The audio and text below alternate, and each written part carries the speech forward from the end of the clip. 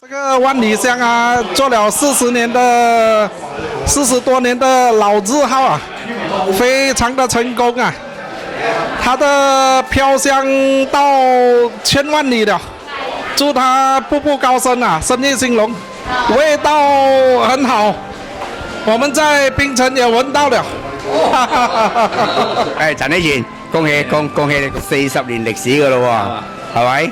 咁啊非常之難得，好多企業生意啊可以過得40年啦，都唔簡單噶啦。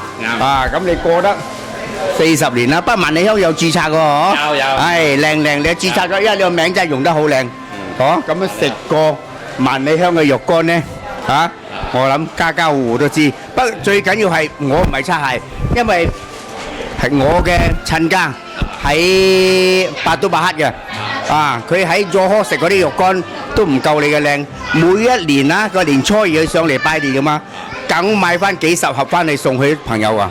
呢個真係頂呱呱，係指明愛我嘅新抱啊！揾翻萬里香肉乾啦，好嘢，好嘢。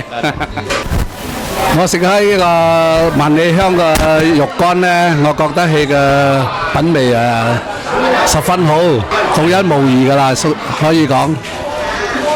咁樣我哋食過，即係我一家人食咗咁多個肉乾啦，真係我哋覺得咧萬里香肉乾咧真係最好食㗎。包括你哋講其他州嘅其他品牌咧，講真我哋試過咧，始終係覺得萬里香啊真係最好食。尤其是新年期間啊，真係一個必需品攞嚟即係講送禮啊，送俾我哋嘅親戚朋友，所以萬里香真係正。多謝你。